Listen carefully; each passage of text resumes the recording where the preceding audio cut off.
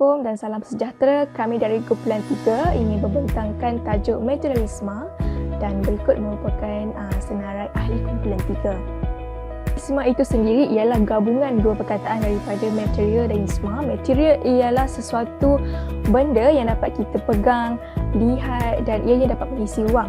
Isma ialah sesuatu fahaman dan amalan yang dapat diamalkan oleh manusia sendiri. Materialisme dari segi falsafah bermaksud fahaman filsafat yang meyakini intipati kenyataan, termasuklah manusia yang bersifat fizikal dan material.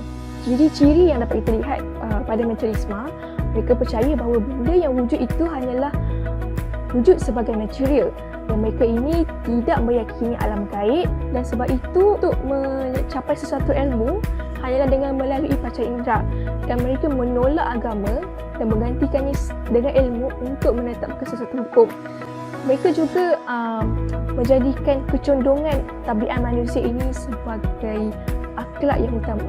Manakala ciri yang sangat jelas dapat kita lihat, mereka ini menolak sifat spiritual ataupun kerohanian kerana mereka menolak agama, dan mereka percaya material yang bergerak hanyalah dari luar kekuatan diri sendiri, iaitu mesin ataupun mekanis. Ini berikut merupakan senarai tokoh yang terdahulu yang dapat kita lihat yang berpegang kuat dengan fahaman materialisme. Pertama, Demosthenes. Beliau lah orang yang memperkenalkan atau percaya bahawa atom ini sesuatu benda yang asas ataupun permulaan daripada permulaan sesuatu benda dan material. Manakala Epicurus mempercayai bahawa alam sesuatu yang realiti bukanlah datang daripada alam gaib. Seperti yang saya katakan tadi, mereka menolak ajaran agama, rohani dan alam gaib.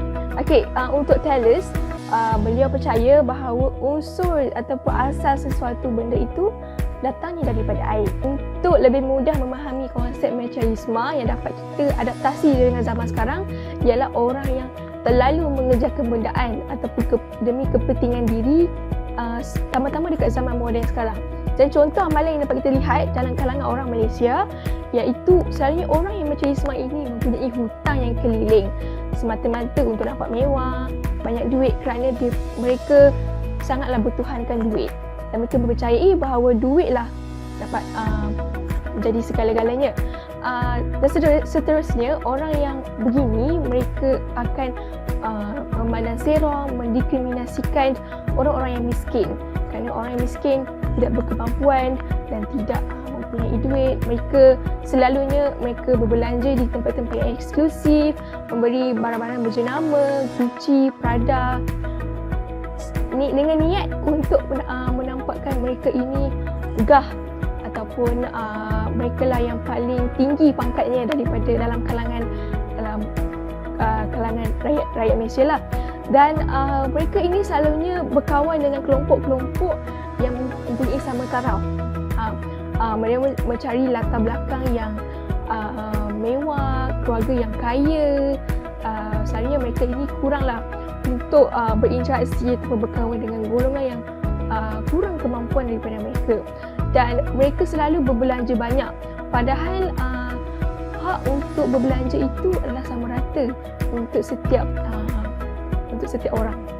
Okey, mesti ada ditanyakan dekat mana berlakunya amalan materialism ni. So sebenarnya amalan ni ada dekat semua tempat, semua negara ada, termasuk Malaysia sendiri. So amalan ni dia selalu tergolong dekat remaja, tak pun orang dewasa lah.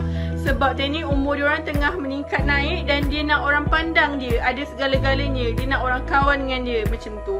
So bila dia dah ada harta, ada duit, ada barang branded semua, orang akan lagi ramai nak kawan dengan dia. Tapi golongan ni dia hanyalah berkawan dengan kelompok dia je. Dia akan adanya sifat asabiah dalam diri tu. So macam dia akan berpuak dengan kaya. Dia takkan geng dengan orang yang berpendapatan rendah macam tu. Okey, sejauh mana amalan materialism ni berlaku dekat Malaysia? Okey, dia jadi masalah, dia jadi isu dekat Malaysia bila berlakunya kejatuhan institusi kekeluargaan ataupun dalam rumah tangga tu sendiri. Disebabkan contohlah berlakunya perselisihan faham antara lelaki dan isteri dia dalam manage duit. Contohlah si isteri nak beli barang branded, so of course kena guna duit banyak. So dia gunakan duit duit sewa rumah, duit air untuk beli barang tersebut lah. Then suami dia akan pertikaikan mana duit ni. So macam itulah tercetusnya berlakunya pergaduhan kat situ. Okay, next kegiatan rasuah yang berleluasa. Okay, manusia ni dia akan jadi tamak bila dia dah ada kuasa. Bila dia kuasa, bila orang sogok dia, bila orang rasuah dia, dia akan macam terfikir, kenapa aku nak kena guna cara susah untuk aku dapat duit, sedangkan ada je cara mudah untuk aku dapat duit. Macam tu, dia akan fikir macam tu tau. Untuk setengah individu yang tidak bertanggungjawab lah. So dia akan fikir macam, baik aku ambil je rasuah tu, aku banyak duit, aku ada boleh beli macam-macam barang aku nak, barang mahal, baru orang nampak aku wow, baru orang nampak aku kelas lah, macam tu. Itulah orang yang tak bertanggungjawab yang bila mempunyai kuasa yang tinggi. Okay, next berlakunya skim MLM. Skim cepat kaya macam tu dibuat oleh manusia yang tidak bertanggungjawab. Okay, orang fikir macam, okay, skim cepat kaya, aku berlabur sikit je nanti aku dah boleh kaya, aku dah beli barang branded. Sebenarnya tak, dia adalah satu platform yang merugikan kita sendiri. Dia nama je skim cepat kaya, tapi sebenarnya tak pun, dia adalah memudaratkan kita sendiri. Dia lagi macam ramai dah orang tertipu dengan skim cepat kaya. Seterusnya merupakan pengaruh materialisme terhadap Malaysia. Kita akan melihat pandangan daripada beberapa segi, iaitu daripada pandangan segi ibu bapa, individu, masyarakat dan negara. Dari segi pandangan ibu bapa, mereka akan berasa tertekan sebab oleh desakan anak-anak yang tidak berfikiran matang untuk mengikut jejak kawan. Contohnya, membeli dan menggunakan alatan teknologi yang canggih. Hal ini disebabkan setiap keluarga mempunyai keupayaan ekonomi yang berbeza. Manakala individu pula, mereka sanggup berhutang sekeliling pinggan dan terjebak dalam skim cepat kaya sebab berangan-angan hendak menjadi kaya. Hal ini bertambah apabila individu yang terdesak meminjam daripada lita darat hanya demi membeli barangan mewah. Kadar musfilis golongan belia juga turut meningkat pada kebelakangan ini. Seterusnya, dalam aspek masyarakat, masyarakat akan semakin jauh dari tujuan sebenar kehidupan dan berlumba-lumba untuk melakukan apa sahaja perbuatan haram demi mendapat duit dengan cepat. Jurang taraf kehidupan dalam komuniti akan semakin besar.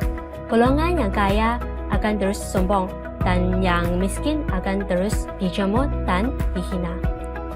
Pengaruh materialisme kepada Malaysia pula adalah pembangunan negara yang terpantut disebabkan oleh korupsi dan rasa antara pemimpin utama. Ekonomi negara tidak akan berkembang pesat dan kemajuan negara akan dihadkan. Rakyat tidak akan mendapat manfaat disebabkan oleh kekurangan terusan pemimpin. Untuk mengatasi sikap materialisme, ibu bapa memainkan peranan yang penting dalam mendidik anak-anak. Ibu bapa haruslah menerapkan prinsip kepercayaan kepada Tuhan dalam diri anak sejak dari kecil lagi. Didikan agama haruslah disalurkan untuk mengawal seseorang dari melakukan perkara berunsur negatif seperti mencuri dan merompak demi kekayaan. Ibu bapa merupakan benteng kepada anak-anak bagi menempuh arus modernisasi zaman sekarang, menurut Datuk Dr. Fazila Kamsa. Selain itu, individu sendiri turut memainkan peranan yang penting untuk menghindari materialisme. Individu sendiri haruslah mencontohi kehidupan Nabi dan mengikut ajaran Nabi yang bersikap kesederhanaan dan tidak mementingkan material dan kekayaan.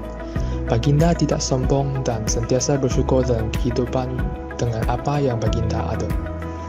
Pemikiran individu haruslah lebih realistik dan hanya berbelanja untuk keperluan dan bukannya berdasarkan kehendakan.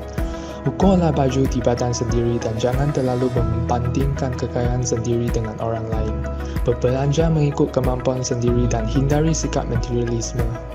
Masyarakat pula haruslah menerapkan pemikiran kelas pertama dalam kehidupan dan tidak mendiskriminasi seseorang berdasarkan kebendaan, pendapatan dan rupa luaran semata-mata.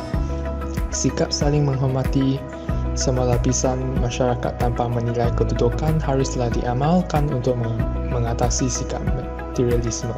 Bersyukurlah dengan apa yang anda miliki. Sekian pembintangan kumpulan kami pada hari ini. Terima kasih.